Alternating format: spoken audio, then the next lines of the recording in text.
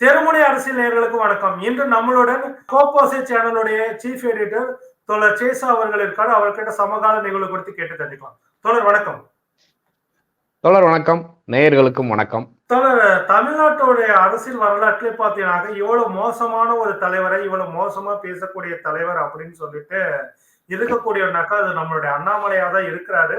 தொடர்ந்து ஊடகவியலாளர்களை தரக்குறைவா நடத்துறாரு. ஆனா ஊடகங்கள் அவரை புறக்கணிப்பு செய்ய முடியாத சூழலுக்கு தள்ளப்பட்டிருக்கிறாங்க.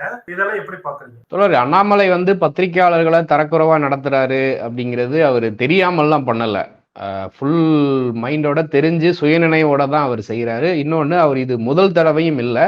அவர் பாஜக தமிழ் மாநிலத்துடைய பாஜக தலைவர்னு அனௌன்ஸ் பண்ணி அந்த அனௌன்ஸ்மெண்ட்டுக்கு வந்த ஒரு பிரஸ் மீட் இருக்கு இல்லையா, அதுல இருந்தே பாத்தீங்கன்னா பத்திரிகையாளர்களை அவர் எந்த அளவுக்கு மோசமா நடத்துறாரு, பத்திரிகையாளர்களுக்கு பணம் கொடுக்கறதா இருக்கட்டும், 200 ரூபா கொடுத்தா நீங்க இப்படி பேசுவீங்க அப்படி பேசுவீங்க, அந்த மாதிரி பல்வேறு விஷயங்களா இருக்கட்டும். ஏன்னா அவங்க கட்சி அப்படிதான் பத்திரிகையாளர்கள்ட்ட இன்னைக்கு ஒன்றிய லெவல்ல அப்படிதான் வச்சிருக்கிறாங்க. கோடி மீடியாக்கள்னு சொல்ற அளவுக்கு நம்ம நிறைய விமர்சனங்கள்லாம் வந்துச்சு இல்லையா. இப்ப காங்கிரஸ்ல இருக்கக்கூடிய கன்னியாகுமார் எல்லாம் சொல்லுவார் இல்லையா, இந்த மோடி ஷூல தெரியாம விஷம் ஊத்திருச்சுன்னா அடுத்த நாள் நிறைய பத்திரிகையாளர் ஹாஸ்பிட்டல்ல அட்மிட் ஆயிருப்பாங்க அப்படின்னு. ஸோ அந்த மாதிரி தான் அவங்க பத்திரிகையாளர்கள்லாம் இருக்கணும்னு நினைக்கிற கட்சியிலிருந்து வந்திருக்கக்கூடிய அண்ணாமலை அவர்களும் அப்படிதான் நடத்துறாரு அப்படிங்கிறதுல எந்த மாற்று கருத்தும் இல்லை. தொடர்ந்து பாத்தீங்கன்னா அவர் தெரியாமல்லாம் செய்யல, இல்ல உணர்ச்சி வசப்பட்டெல்லாம் இப்ப விஜயகாந்த் ஒரு காலத்துல பாத்தீங்கன்னா பத்திரிகையாளர்கிட்ட கோவப்பட்ட விஷயத்தெல்லாம் நம்ம பார்த்திருக்கிறோம்.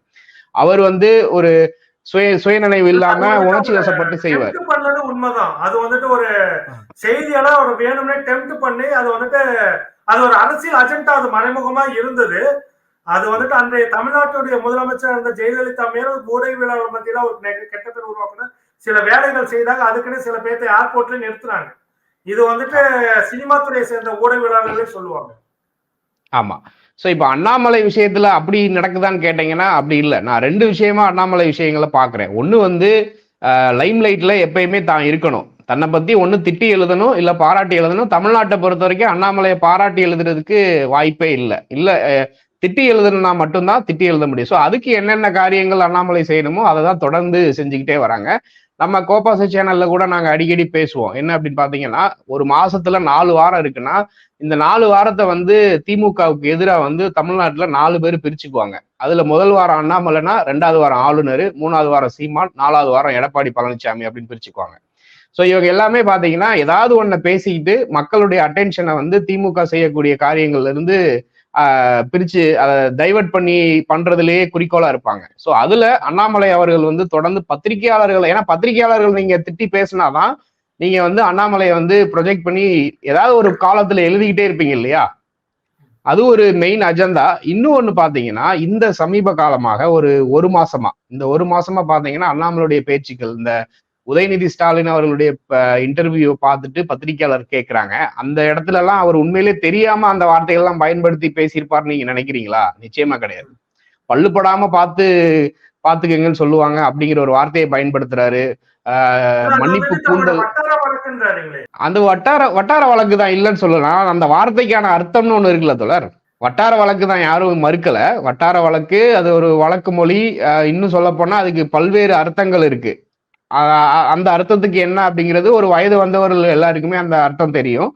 இன்னொரு பக்கம் பாத்தீங்கன்னா, இந்த மன்னிப்பு கூந்தல் எல்லாம் கேட்க முடியாது அப்படிங்கிறதெல்லாம் பாத்தீங்கன்னா, அவர் கொடுக்குற கண்டென்ட் எதுக்கு அப்படின்னு பாத்தீங்கன்னா, அவருக்குன்னு சில ஐடிவிங்க இருக்காங்க இல்லையா, அவர் பாஜக கட்சிக்குள்ள பாத்தீங்களா, எங்க தலைவரை பாத்தீங்களா எவ்வளவு தைரியமா டிஎம்கே எதிர்த்து பேசுறாரு அப்படிங்கிறதுக்கு அவர் கொடுக்குற கண்டென்ட்னு ஒரு சைடு பார்த்தாலும், இன்னொரு பக்கம் பாத்தீங்கன்னா இந்த ஒரு மாசத்துல திமுக அரசாங்கம் என்னென்ன மக்கள் நல திட்டங்கள்ல ஈடுபட்டு இருக்கிறாங்க, அந்த செய்தி மக்களுக்கு எந்த அளவுக்கு போய் சேர்ந்திருக்குன்னு பாத்தீங்கன்னா நிச்சயமா இருக்காது. இன்னைக்கு ஒரு உலக முதலீட்டாளர் மாநாட்டை நடத்தி முடிச்சிருக்கிறாங்க. ஒரு 6 லட்சம் கோடி முதலீட்டை அட்ராக்ட் பண்ணிருக்கிறாங்க. கிட்டத்தட்ட 25 லட்சம் பேர் வரைக்கும் வேலை கிடைக்குது அப்படிங்கிற செய்தி வருதுன்னா, இது பாஜக காரங்க பண்ணியிருந்தாங்கன்னா எந்த அளவுக்கு அவங்க ஐடி செல் வேலை பார்த்திருக்கோம் பாருங்க. அதாவது 2014 நரேந்திர மோடி அவர்கள் பிரதமரை அனௌன்ஸ் பண்ணி பாத்தீங்கன்னா, குஜராத் மாடல் வளர்ச்சின்னு சொல்லிட்டு அமெரிக்கால இருக்கக்கூடிய பில்டிங்ல எல்லாம் ஃபேக்கா எடிட் பண்ணி சமூக வலைதளங்களை பரப்ப விட்டவங்க தான் இந்த பாஜக ஐடி செல். ஆனா தமிழ்நாட்டை பாத்தீங்கன்னா தொடர்ந்து, அதுவும் இப்ப புதுசா அந்த ரேஸ்ல நிர்மலா சீதாராமன் அவர்களும் சேர்ந்திருக்கிறாங்க. ஆளுநர், அண்ணாமலை, நிர்மலா சீதாராமன். இப்ப எடப்பாடி, சீமான்லாம் ஆலய காணோம். ஸோ இப்ப பாத்தீங்கன்னா அவங்களுடைய மெயின் அஜெண்டா வந்து 2 விஷயம் தான். ஒண்ணு, பத்திரிகையில பாஜக, அண்ணாமலை, ஆளுநர், சீதாராமன் அப்படிங்கிறது தொடர்ந்து வந்துகிட்டே இருக்கணும். தமிழ்நாட்டு மக்கள் மத்தியில அந்த பெயர் வந்து உச்சரிச்சுக்கிட்டே இருக்கணும் அப்படிங்கிற ஒரு நோக்கம். அது பத்திரிகையாளர்களை திட்டுனா அந்த செய்தி இன்னும் வேகமா பரவும். ஏன்னா பத்திரிகை எழுதுறதே நீங்க தானே. இது ஒண்ணு.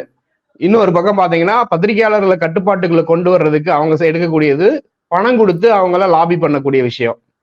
இல்ல அப்படின்னா அந்த பத்திரிகை நிறுவனங்களை நடத்தக்கூடிய ஓனர்களை ஐடி, அமலாக்கத்துறை போன்ற விஷயங்களை வச்சு மிரட்டி அவங்கள வந்து கைக்குள்ள வச்சுக்கிட்டு அவங்களுக்கு ஆதரவா செய்தி போடக்கூடிய விஷயமா இருக்கும். சமீபத்தில் நம்ம பார்த்துட்டு தானே இருக்கோம். பிஹை நோட்ஸ்ல இருந்து, தந்தி டிவில இருந்து, இந்த யூடியூப் தளம், அப்புறம் மெயின் ஸ்ட்ரீம் மீடியாவா இருக்கட்டும், ஒரு நாளைக்கு பிஜேபி அண்ணாமலை குறிச்சதான வீடியோ எத்தனை வீடியோ போடுறாங்க அப்படின்னு பாருங்க. அதே சமயத்துல திமுக, முதல்வர் ஸ்டாலின் அவங்களுடைய செய்திகள் எத்தனை போடுறாங்க அப்படின்னு கணக்கெடுத்து பார்த்தாலே போறோம். 50 வீடியோ போடுறாங்கன்னா 30 வீடியோ பிஜேபி பத்தி இருக்கு. ஸோ இதைதான் அவங்க செய்யணும்னு நினைக்கிறாங்க. ஏன்னா 2021 அப்புறமே கிட்டத்தட்ட ஒரு 100 கோடி ரூபாய்க்கு மேல இந்த மீடியாவை டார்கெட் பண்ணியே ஒதுக்கி இருக்காங்க அப்படிங்கிற பல்வேறு செய்திகள் எல்லாம் நம்ம கேள்விப்பட்டிருக்கிறோம். அதுல எந்த அளவுக்கு உண்மை, கம்மியா கூட இருக்கலாம், இன்னும் அதிகமா அவங்க இன்வெஸ்ட் பண்ணிருக்கலாம். ஆனா அண்ணாமலை பத்திரிகையாளர்களை திட்டுறாரு, இது பண்றாருன்னா தெரிஞ்சேதான் பண்றாங்க. அது தெரியாம, வாய் தவறி, இல்ல உணர்ச்சி வசப்பட்டு அப்படின்லாம் கிடையாது. கிளியர் கட் அஜெண்டாவோட பண்றாங்க அப்படிங்கிறது தான் உண்மை. ஆனா இந்த விஷயங்கள் எல்லாமே திமுக தரப்பா இருக்கட்டும், இல்ல திமுக கூட்டணி இருக்கக்கூடிய கட்சிகளா இருக்கட்டும், அவங்க சரியான முறையில அதுக்கு பதிலடி கொடுக்கல அப்படிங்கிறது தான் நான் பாக்குறேன். ஏன்னா இந்த ஒரு 1.5 மாசத்துல இப்ப நேத்து கூட முதல்வர் ஸ்டாலின் வந்து மதுரையில வந்து இதை திறந்து வச்சுட்டு பேசுறாங்க. ஜல்லிக்கட்டு அரங்கத்தை வச்சு கட்டிட்டு பேசுறாங்க. இப்ப மதுரையில மட்டுமே மிக முக்கியமா பார்த்தா 3 விஷயங்களை இந்த வந்து 3 வருடங்களுக்குள்ளேயே கட்டி முடிச்சு திறந்திருக்கிறாங்க. கலைஞர் நூற்றாண்டு லைப்ரரியா இருக்கட்டும், ஜல்லிக்கட்டு மைதானமா இருக்கட்டும், அப்புறம் கீழடி அருங்காட்சியகமா இருக்கட்டும், இப்ப சென்னையில இருக்கக்கூடிய கிண்டி மருத்துவமனை இருக்கட்டும். ஸோ இந்த விஷயங்கள் எல்லாத்தையுமே மக்கள் மத்தியில திமுகவா இருக்கட்டும், இல்ல கூட்டணி கட்சிகளை சார்ந்தவர்களா இருக்கட்டும், இதை எப்படி மக்கள்கிட்ட போகாம இருக்கணும் அப்படிங்கிறத குறிச்சு பிஜேபி வந்து அண்ணாமலையை பயன்படுத்திக்குது அப்படின்னு சொல்லலாம். பத்திரிகையாளர்களை திட்டுனா ஒரு 4 நாளைக்கு அண்ணாமலை தான் லைம் லைட்ல இருப்பாரு, மத்த எல்லாமே அடிபட்டு போயிடும். இல்ல அதான் வந்து என்ன நடக்குதோட இப்ப வந்து பத்திரிகையாளர்களையும் ஊடகவியலாளர்கள் தரக்குறைவா பேசுற அண்ணாமலை வந்துட்டு இன்னைக்கு நியூஸ் 7 செய்தியாளர் வந்துட்டு தாக்கப்பட்டிருக்காரு, கொலைவெறி தாக்குதலுக்கு ஆளாகி இருக்கிறாரு. அது குறித்து பேசும்போது அண்ணாமலை வந்து சொல்றாரு, அதிகாரத்தை கேள்வி கேட்கோ, தவறுகளை சுட்டி காட்டோ மூத்த ஊடகவியலாளர் விரும்புவதில்லை. நேர்மையான சில ஊடகவியலாளர்கள் சமூக விரோதிகளால் மிரட்டப்படுகிறார்கள். தமிழ்நாட்டு சட்டம் ஒழுங்கு சீர்குலைந்திருக்கு அப்படின்னு சொல்லிட்டு இன்னைக்கு நடந்த சம்பவம் குறித்து அவர் பேசுறாரு. இதையெல்லாம் எப்படி பாக்குறீங்க? தொடர் அதை பத்தின இன்னும் முழு செய்திகள் இன்னும் வெளியில வரல. அந்த தாக்குதல்ல ஈடுபட்ட நபர்கள் யாரு, என்ன காரணத்துக்காக தாக்குனாங்க அப்படிங்கிற, பத்திரிகையாளர்களை தாக்குறது நிச்சயமா கண்டிக்கத்தக்க விஷயம். அது பண்ணக்கூடாது. தமிழ்நாட்டுல அது போன்ற சம்பவங்கள் இது வரைக்கும் இப்ப நடந்ததில்ல. அந்த மாதிரி புதுசா நடக்குது அப்படின்னாலே அது சரியான விஷயம் இல்லை அப்படிதான் சொல்லலாம். இன்னொன்னு முக்கியமான விஷயம் என்னன்னாக்கா, அவர் வந்து காவல்துறைக்கு போன் பண்ணி பேசுறாரு, காவல் நிலையத்துக்கு நீங்க ஸ்டேஷன்ல ஆளுங்கள்ல நீங்க வந்து ஸ்டேஷனுக்கு வந்துருங்க அப்படின்னு சொல்லிட்டு அங்க அந்த பதில் சொன்னதெல்லாம் ரொம்ப தட்டி கழிக்கிற மாதிரி தான் இருக்கு. இதுதான் சரியான விஷயமா காவல்துறையோட செயல்பாடு? நிச்சயமா சரியான விஷயம் இல்லை தொடர். காவல்துறையினர் வந்து இப்போ டிஎம்கே ஆட்சிக்கு வருது, டிஎம்கே வந்து தலைமை சரியா இருக்கு, முதல்வர் ஸ்டாலின் சரியா இருக்காரு அப்படின்றதுனாலவே எல்லா அதிகார எண்டு இருக்கு இல்லையா, முடிவுகள் இருக்கக்கூடிய எல்லா அலுவலர்களும் அதிகாரங்களும் வந்து சரியா இருப்பாங்க, ரொம்ப அலர்ட்டா இருப்பாங்க அப்படின்லாம் நம்ம எதிர்பார்க்க முடியாது. ஏன்னா டிஎம்கே ஆட்சிக்கு வந்தே காவல்துறையில எத்தனை மரணங்கள்லாம் ஏற்பட்டிருக்கு அப்படிங்கிறது தெரியும். அதுக்கு இவங்க ஆட்சியையும் தொடர்பு படுத்தி போராட்டங்கள்ல ஈடுபட்ட சம்பவங்கள்லாம் இருக்கு. இப்ப இந்த பத்திரிகையாளர் நியூஸ் 7ல பத்திரிகையாளர் வந்து பாதிக்கப்பட்டிருக்கிறாரு அப்படின்னா அதுல எதுக்காக அந்த தாக்குதல்ல ஈடுபட்டாங்க, அந்த நபர்கள் யார் அப்படிங்கிற செய்திகளை இன்னும் முழுமையா வெளியே வரலன்னு நினைக்கிறேன். நான் அது வரைக்கும் இன்னும் ஃபுல்லா பார்க்கல.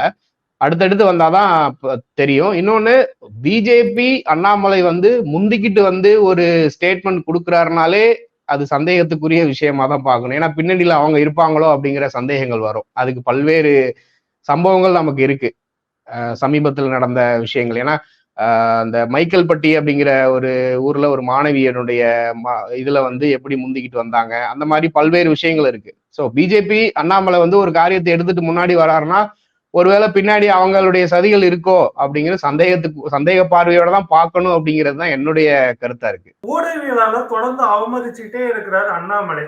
ஆனா வந்து பாத்தீங்கன்னாக்கா உங்களுக்கு ஞாபகம் இருக்கும்னு நினைக்கிறேன், சில ஆண்டுகளுக்கு முன்னாடி வந்துட்டு பிரபலமான நடிகை வந்து பாலியல் வழக்குல வந்துட்டு கைது செய்யப்படுறாங்க. அப்போது வந்துட்டு ஒரு நாளிதழ் வந்துட்டு செய்தி வெளியிடுறாங்க. ஒரு 11 நடிகர்களுடைய புகைப்படங்களை போட்டு இவர்களும் பாலியல் தொழில் செய்யறாங்க அப்படின்ற மாதிரி செய்தி போட்ட உடனே அதுக்கு கண்டன கூட்டம் வந்து சென்னையில் வந்து நடிகர் சங்கம் வந்து நடந்தது. அதுல விவேக் உட்பட சில நடிகர்கள் வந்து பாத்தீங்கன்னாக்கா ஊடகவியலாளர் கடுமையான விமர்சனம் பண்றா, தாக்கி பேசுறாங்க. அப்ப வந்து பாத்தீங்கன்னாக்கா ஊடகவியலாளர்கள் வந்து என்ன சொன்னாங்கன்னாக்கா, விவேக் சம்பந்தப்பட்ட படங்களையோ விவேக் சம்பந்தப்பட்ட செய்திகளோ, விவேக் மாதிரி அவரை கூட பேசுற நபர்கள் அந்த குறிப்பிட்ட சில நடிகர்கள் பேரை குறிப்பிட்டு இவர்கள் நடித்த படங்களையும் எங்களுடைய பத்திரிகையாளர் கலந்து கொள்ள மாட்டாங்கன்னு சொல்லிட்டு ஒரு அறிக்கையை வந்து ரெடி பண்ணி கொடுத்தாங்க. புறக்கணிப்பு செய்தாங்க. ஊடக புறக்கணிப்பு அங்க நடந்தது. ஊடகங்கள் அவர்களுடைய செய்திகளை புறக்கணிக்க ஆரம்பிச்சாங்க. அதுக்கப்புறமேட்டு அவர்கள் வருத்தம் தெரிவித்ததுக்கு அப்புறமேட்டு தான் இது பண்ணாங்க. இங்க அண்ணாமலை தொடர்ந்து வந்து பேசுறது இல்லாம நான் மன்னிப்பு கேட்க மாட்டேன், வருத்தம் தெரிவிக்க மாட்டேன், பிடிவாதம் பண்றாங்க. ஆனாலும் இங்க வந்து பாத்தீங்கன்னாக்க ஒரு அதான் வந்து பாத்தீங்கன்னா என்னதான் பண்ணாலும் அண்ணாமலையை வச்சுட்டு அரசியல் பண்ணணும்னு நினைச்சா எப்படி வேணா ஊடகங்கள் பண்ண முடியும் இன்னைக்கு இருக்க டெக்னாலஜி பயன்படுத்தி, இல்லைங்களா? அப்படி இருக்கும்போது எதுக்காக ஊடகங்கள் செய்தி சேகரிக்க அவங்க போக வேண்டிய கட்டாயத்துல இருக்கிறாங்க? அண்ணாமலையை ஊடக புறக்கணிப்பு வாய்ப்புகள் இருக்கா அப்படின்னு கேட்டீங்கன்னா இருக்கு தோழர். அதுக்கு பல சாக்ரிஃபைஸ்கள் பண்ண வேண்டியது இருக்கும் அந்த ஊடக நிறுவனங்கள். அந்த சாக்ரிஃபைஸ் எல்லாம் பண்ணிட்டு இன்னைக்கு வந்து சஸ்டெயின் பண்ண முடியுமா அப்படின்னு கேட்டீங்கன்னா நிச்சயமா கிடையாது. இன்னைக்கு வந்து சாதாரண ஒரு ஆள் சர்வை பண்ணணும்னாலே ஏதாவது ஒரு வேலைக்கு போனாதான் சர்வை பண்ண முடியும். அப்படி இருக்கிறப்ப அவங்க பல ஆயிரம் கோடி போட்டு பல 100 கோடி போட்டு ஒரு ஊடக நிறுவனங்களை நடத்துறவங்களுக்கு லைசன்ஸ்ல இருந்து பல்வேறு தொடர்புகள் இருக்கு இல்லையா ஒன்றிய அரசோட. ஏன்னா ஒன்றிய அரசுல அதிகாரத்துல இருக்கிறது பிஜேபி அதிகாரத்துல இருக்காங்க. அங்க உள்ளவங்களோட செல்வாக்கு அவங்களுடைய அனுமதியோட தான் தூண்டுதலோட தான் அண்ணாமலை இந்த மாதிரியான நடவடிக்கைகள் ஈடுபடுறாரு அப்படிங்கிறத நம்ம மறுக்க முடியாது. அப்படி இருக்கிறப்ப இப்போ ஒரு ஊடக நிறுவனம் வந்து பிஜேபிக்கோ இல்ல அண்ணாமலைக்கோ எதிராக முழுக்க முழுக்க செயல்பட ஆரம்பிக்கிறாங்க அப்படின்னா சும்மா விட்டுருவாங்களா? பிபிசி வந்து இன்டர்நேஷனல் நிறுவனம். அவங்க வந்து மோடி பற்றின அந்த குஜராத் ரயாட் பற்றின ஒரு ஆவணப்படத்தை வெளியிடுறதுக்கு எப்படி உடனே பாத்தீங்கன்னா அவங்க வேலை வந்து இன்கம் டேக்ஸ் ரைடு போகுது, அமலாக்கத்துறை ரைடு போகுது. அதுக்கப்புறம் அந்த வீடியோ வந்து தூக்குறாங்க. இந்தியாவில பப்ளிஷே ஆகல. ஸோ ஒரு இன்டர்நேஷனல் நிறுவனம் பிபிசி எவ்வளவு பெரிய செல்வாக்கு இருக்கு, எவ்வளவு பெரிய அதிகாரங்கள் இருக்கு, எவ்வளவு பெரிய மீடியா இன்ஃபுளுன்ஸ் இருக்கு அவனுக்கு இன்டர்நேஷனல் லெவல்ல. அந்த மாதிரியான ஒரு ஊடகத்தையே வந்து இந்தியாவுக்குள்ள அப்படி பண்றப்ப தமிழ்நாட்டுல ஒரு நிறுவனம் வந்து எதிர்த்து போறாங்க அப்படின்னா இப்ப ஊடகவியலாளர்கள் அதுல வேலை செய்யக்கூடியவங்க எதிர்த்து செயல்பட முடியும். ஆனா எவ்வளவு நாளைக்கு பண்ண முடியும்? அவங்களுக்கு at the end of the day அவங்க நிறுவனத்துல தானே சம்பளம் வாங்க போறாங்க. ஸோ இன்னைக்கு சமூக வலைதளம் இப்போ நம்ம பத்திரிகையாளர் ஊடகவியலாளர் குணசேகரன்ல இருந்து செந்தில்வேல்ல இருந்து அவங்களுக்கு என்ன நடந்துச்சு? அந்த நிறுவனத்தை விட்டு வெளியே வர வேண்டிய சூழ்நிலையாச்சு. வெளியே வந்து இன்னைக்கு தனிப்பட்ட முறையில ஊடகத்தை ஆரம்பிச்சு பெரிய லெவல்ல வந்திருக்கிறாங்க. ஸோ இன்னைக்கு இருக்கக்கூடிய முரண் அப்படின்னு பாத்தீங்கன்னா அதிகாரத்துல இவங்க இருக்கிற வரைக்கும் அவ்வளவு ஃபுல் ஃபிளட்ஜாலாம் யாராலும், அதுவும் எஸ்பெஷலி ஒரு இந்த அதிகார இதோட கனெக்ட் ஆகிருக்கிறப்ப எதிர்த்து செயல்பட முடியாது அப்படிங்கிறது தான் என்னுடைய கருத்தா இருக்கு. சமூக வலைதளங்கள் அதுக்கு ஒரு மிகப்பெரிய ஒரு கருவியா பயன்படுத்தலாம் நம்மளுடைய எதிர்ப்புகளை தெரிவிக்கிறதுல இருந்து எல்லா விஷயத்துக்கும். ஏன்னா கடைசியில சம்பளம் வந்து நம்ம அந்த ஊடக நிறுவனத்தை தான் போய் வாங்கணும். அந்த ஊடக நிறுவனரை வந்து பிஜேபி கைக்குள்ள போட்டு வச்சிருக்கு அப்படின்னா நம்ம ஒண்ணும் பண்ண முடியாது இல்லையா? இவ்வளவு நேரம் உங்களோட கருத்துல பகிர்ந்து கொண்டதுக்கு மிக நன்றி தோழர். நன்றி தோழர்.